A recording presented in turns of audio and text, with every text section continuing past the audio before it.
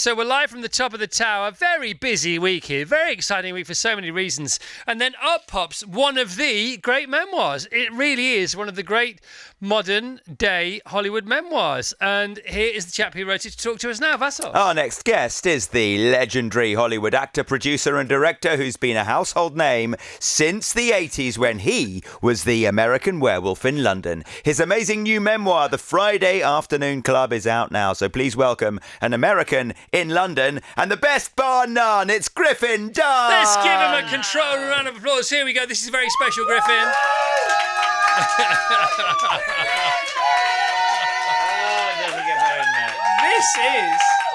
This is one of the great memoirs. Seriously, congratulations. Thank you so much, it's Griff. beautifully written. There's so much in there. Without the Hollywood stuff, it would be a page turner anyway. Let's get straight in there, Sure. Griffin, if you don't mind. So you were attending the trial of the murderer of your sister. Yes. And you have been on trial yourself, and that was to do with cheese. Is that right? You're quite right. Jeez, good. Paul, yes. Because it's from the sublime to the ridiculous, cheese and it's whiz. from the tragic to the sort of joyously triumphant. You know, and that was the tone that just sort of came out of very, very funny, crazy, absurd, and, you know, very, very sad and quite tragic. And when I wrote it chronologically, I would be... I would just sort of tap into my parents' childhood, which was, you know, each in their own way in different parts of the country, quite lonely. And my father was, you know, beaten by his father, and so I'd be writing about that kind of stuff. But then I would also be really, really funny. There'd be just my parents, and particularly my father, had a hilarious sense of humor, you know, my mother, you know, years later, you know, came down and told us, her children,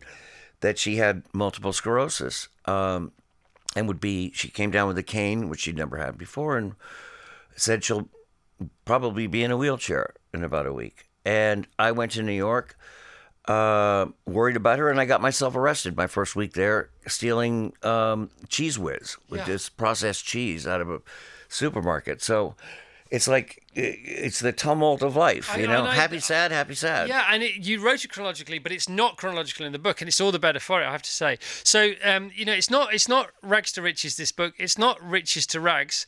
I don't know what it is, to be honest, which is why it's so fascinating. So your mum and your dad always had a hint of show business about them, more your dad in the end. Can you just give us the headlines about your mum, your dad, what they did, how they got together, why they didn't stay together in about 60 seconds? You got it. By the way, it's all in this brilliant memoir. So my father was in live television. Yeah. He and there was a show, a live television show called Howdy Doody, and it was about a puppet. And my father was the stage manager, and he'd place the puppet on the stool before going. But before he did that, he would do filthy things to Howdy, and at 10, 9, 8, and then it would be live. Yeah. He met my mother, found this guy very, very funny. And they fell in love, and this was in New York. And she was an actress, wanting to be an actress and more of a model. And then they moved to Los Angeles. And my father became an executive for television. Yeah, he ran a TV station. Yes, he did. A TV studio. 4-star. A 4-star. Yeah, it was started by David Niven and Charles Boyer and Dick Powell. Very classy show. Production company. And what was really unusual was people in television and movies, they never intersected in Hollywood. Yeah. They just never happened. It happens now, but it never happened then. For some reason, even though he was in television, he would give these parties that were terribly important to him, to know these famous movie stars and directors. And so he would give parties, and they would come, the greatest filmmakers, to your house. To our house. Yeah. And just give us some more names. so here you go. Billy Wilder, Grace from the Kelly? directors.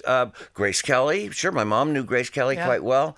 Capote? David Niven. Yeah. Joseph Cotton. And then a young Dennis Hopper would come. Warren Beatty, a young Warren Beatty. How old are you at the time? I'm quite young. I'm like, I wish I wasn't so young so I could have talked to these incredible people. But I was about 6, 7, 8, and around 9 or 10, my parents got a divorce. So you have a great memory, because I think there's like a 3 or 4 page story, and then at the end of it you say, "Oh, I was 3 years old at the time." I mean, Yeah. that's quite they are very early memories to recall and to be able to record. Yeah, some things you remember because you were told, Right. and then once you're told them, you see the picture. Like, it's kind of a grim thing, but when I was 3, I climbed out of bed and I went into the bathroom at our house in Santa Monica, and my nanny was on the bathroom floor, and she had a heart attack and died.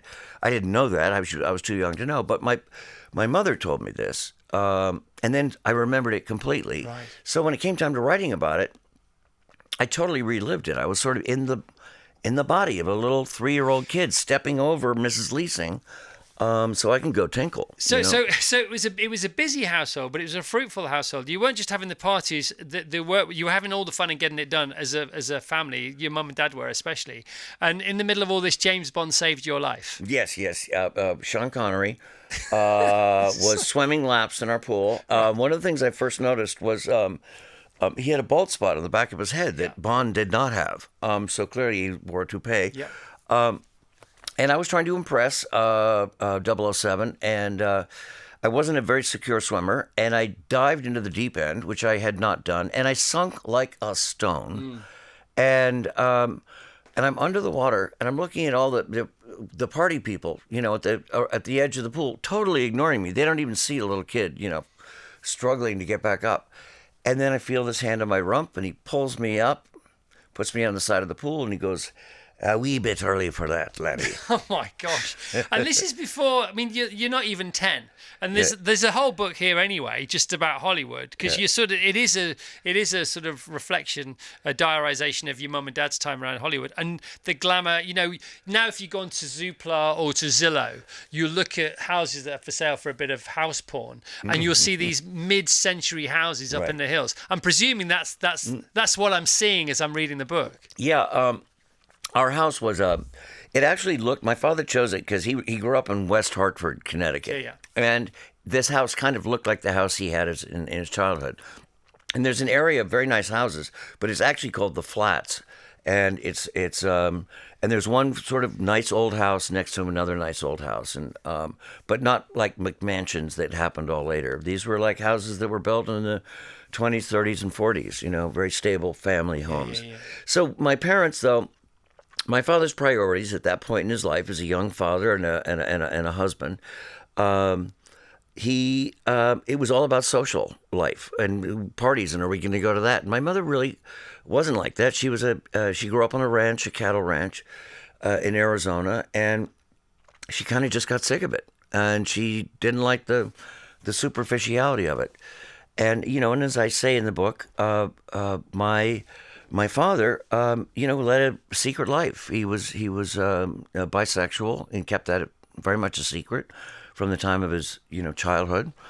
And I don't know that they ever talked about that, but I'm sure that was an element that you never were going to fool anyone. Because your mum announced the fact that they were getting divorced. She's the one who actually told me. Yeah. When I was, she'd had a little maybe oversharing with some Pinot Grigio, and but she told me about a lovely memory I had of going to Hawaii with my father and this other guy, and we had so much fun, the three of us. And my mom went, that guy was, that was your father's lover. Is this Norman? No, this guy. I actually changed this guy's name. Right, fair enough. Okay. His name is Dick. All right, okay, and so this is all going on anyway, and the whole, I'm not going to say that the thread that weaves the book together. The thread that weaves the book together is your life, but the overarching story is this tragedy involving your sister. Can you frame that for people listening? Please? My sister. Backing up a bit, my mother always had health issues, and she had given birth between my brother and I to 2 stillborn little girls. So when Dominique, my sister, when she was born and survived, it was incredible. My mother finally got her little girl, and so she brings her home from the hospital, and this little girl turned into this just determined, kind of bossy, really funny a lover of animals. She would pick animals off the street, and one was missing a leg, and they smelled horrible, and they had flies buzzing around, and she just loved them. And they were all screwed up, and the cat, we had a cat without any teeth, and so we grew up with these animals that they would come. It's as if the animals would go, I hear there's a little girl here taking in boarders. They know, don't they? They just know. Yeah. And then she became, I'm in New York. I've moved to New York to be an actor, and she calls me and says, I have wonderful news. I want to be an actress. And I hadn't really done anything yet. So I was sort of like, oh, it's such a terrible profession. Don't do it. Oh, especially if you're a woman, you're going to get screwed over. And she got very angry. And we were always a little scared of her when she lost, her temper, because she was so determined and knew herself so well. And she said, we're going to be like Jeff and Bo Bridges. We're going to be, and she listed all the sibling couples. And she has an audition. This phone call took place on a Monday. She has an audition for something called Diary of a Teenage Hitchhiker, a TV movie. And 2 weeks later, she's on a soundstage playing the Teenage Hitchhiker. It happened immediately. And her career was very much on the rise. And one of the great, my great regret among many was that we did not get to work together. So she had a boyfriend. A guy we didn't really. My brother has the instincts of a shaman. He just knew this guy is trouble. He attacked her, and that was in the book. When I got to that, I went, well, this is the part that I knew was coming, that I'm going to go into with as much detail and memory and feeling of that time, and that's why I said part 2. Once I got to that, because now it was the moment that changed our lives, our family lives forever. Right. Okay. So it's in the book, The Friday Afternoon Club by Griffin Dunne. It's it's a gripping read all the way through for so many different. It's really funny. It's really sad. It's tragic. It's traumatic. It's all those different things. And we could speak more to that, but I want people to read the book. Yes. It ends up that the jury, because they didn't see all the evidence, they convict him of manslaughter. Manslaughter, not even murder. Yeah. And like a traffic accident. And it's 2.5 years instead of life. And he served 3.5 years. That's it. Okay. It's called the Friday Afternoon Club because of Dominique. Yes. Tell us why. She at the very beginning of her career, she went to an acting class. And in her acting class were people like George Clooney and Timothy Hutton and Miguel Ferrer, all at the beginning of their. And on Friday afternoon, all the kids would go to my mom's house where Dominique lived in a little pool house in the back. And they would just party well into the night. And my mom would wheel out in her wheelchair with a bottle of wine on her lap. And you go, here, kids, here, kids. Your mom was a legend. Oh, she was incredible. She was an amazing woman.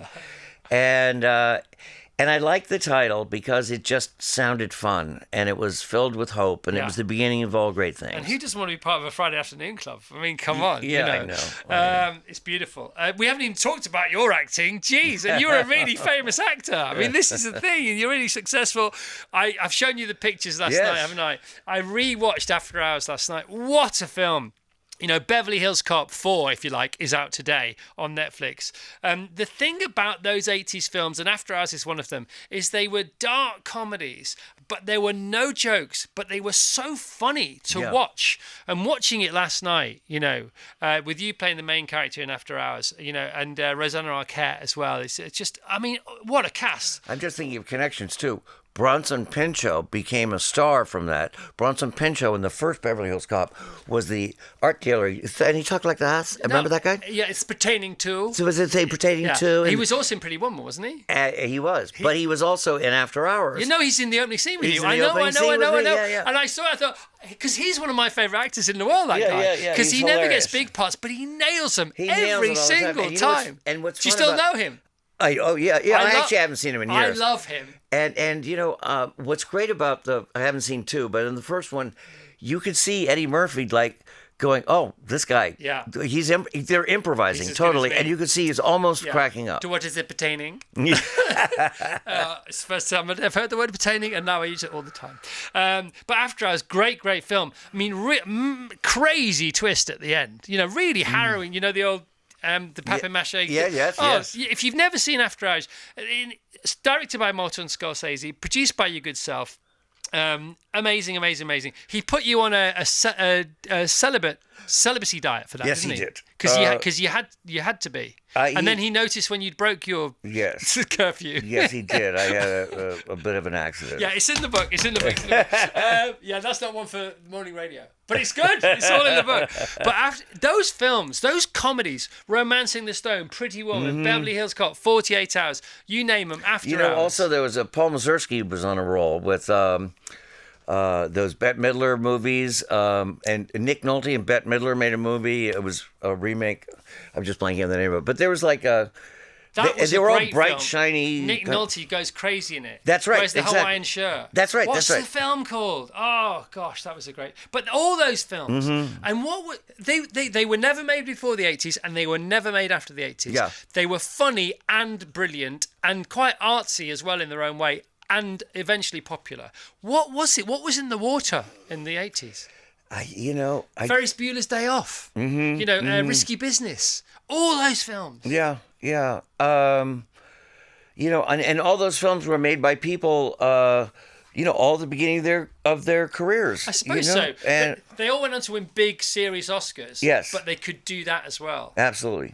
Absolutely. Man, honestly, I'm fanboying now. Sorry. I knew this was going to happen. And then there's American Werewolf. If you don't know who Griffin is, Google his picture. You will know his face if you don't even know his name. But you will always be the American Werewolf, which was filmed in Wales, and you had a particular incident in a trailer, I remember. Yes, well, it was my first movie in a starring role, and on the very first take, we were in Wales for the opening of the movie, which is doubling for Yorkshire, and I'm nervous. I go, John, before we go, can I just quick pee? I just got to pee really quick. Yeah, go to the trailer, and there's those little gypsy caravan kind of tinker things, and I go inside, and the thing starts to move. And I see that it's hitched to a pickup truck, and it's driving back to London. That moving location. And nobody sees it, and they go, "Where the hell is he? Where?" And then they realize what's happened, and I'm banging around the back. So the film's still being shot, but part of the they hadn't started. They finished with some of it. Yeah. No, they couldn't. They could not start the first shot of the first take of the movie until they finally a car just sped and blocked the car. But I'm in the back screaming at the guy in the pickup truck who obviously can't hear me. We need our werewolf back. Yeah. Anyway, and then John says, God, we haven't even started the movie and you've already put us 5 hours behind. Yeah. If you haven't seen After Hours, you've got to watch it. Lots of the team haven't seen Beverly Hills Cop. Again, that starts like a documentary. You forget about these films. There's 5 or 6 minutes of sort of real footage from around the area where that film was based on, about what was going on with the homeless and, with the gangs and stuff. That's right. Right. Down and Out in Beverly Hills is the one we were looking for. That is it. Thank you very much. What a film! I was also thinking of Fast Times at Ridgemont High, too. Absolutely, 100%. Which Judge Reinhold was in, and he was in the first one. Beverly Hills Cop. Is he in this Beverly Hills Cop too? Yes, he is. He's back. Good. It's out today on Netflix. Are you going to be watching it? I'm going to go and watch it. Oh, I'm totally seeing it. Yeah, I'm going to watch it. And then we haven't even touched on This Is Us. Where did that come from in your life? When did you get the call? A much, much loved, adored show. Yeah, and that's. Did you see it coming? Not at all. I get a phone call from the creator of the show, and he's telling me about the part that they'd like me to play. And they say he's, in his mid-70s. He fought in the Vietnam War, and, he's very damaged, and he's an alcoholic and touch suicidal. I went, this all sounds great. I was too young to be in Vietnam, and I'm nowhere near 76. But I went, they sent me the script. It was, what it was it was such a great part that I was able to channel my father, quite honestly. I was telling you earlier how he, just lost everything. And I mean, in the end, he didn't. Yes, he had a transformation, just the way Uncle Nicky did. Yeah. And, but he was also, even when he was down and grumpy, he was grumpy funny, and very wry. But, when he was living in a little cabin in Oregon, lost all of his friends, his money, he was suicidal. And Uncle Nicky was living in a trailer, and he was suicidal. And I was struck by the parallels. It was incredible. And then as he's brought back into the family, and he has a rebirth. And I just love doing that.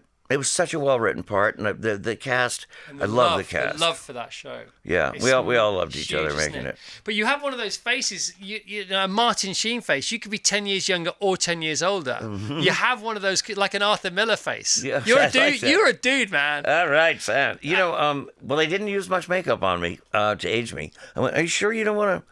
No, you're good to go. Yeah, fine. Yeah, and of course you worked with Madonna. Worked with her. You had your Madonna days. Yes. Talking about the 80s. Yeah. She was. I mean, come on, this is some book, isn't it? Yeah, and that was a really crazy shoot. Who's that girl? Yeah. Who's that girl? We had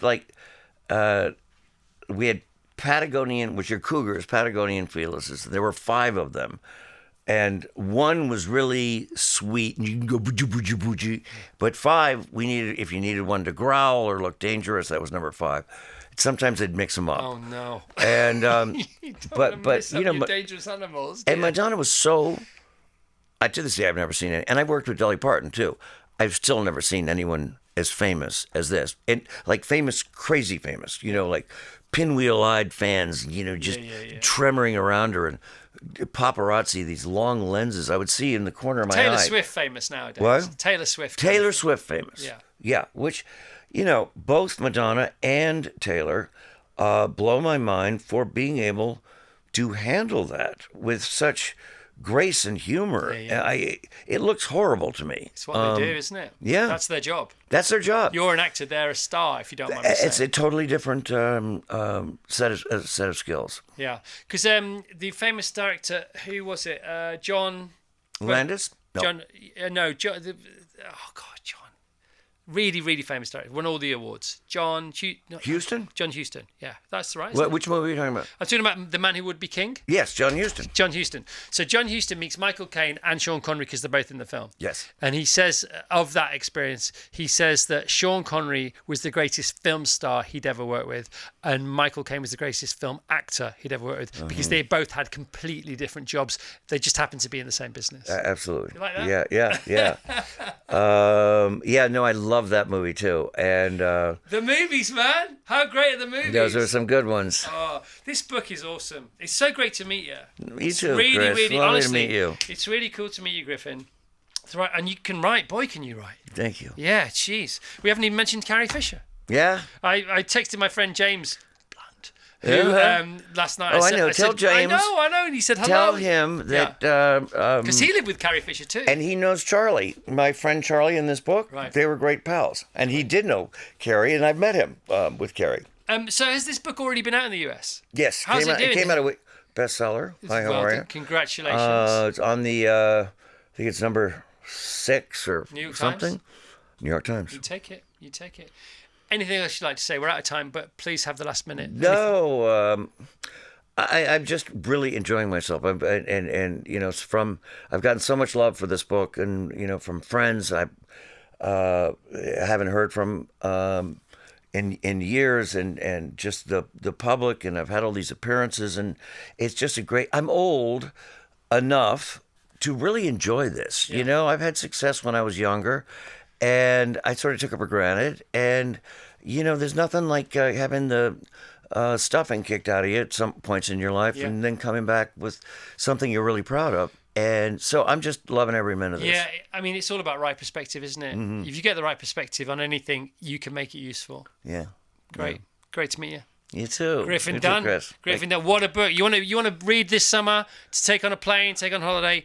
It will not get any better than this. The Friday Afternoon Club, a family memoir. The great Griffin Dunne has been with us this morning.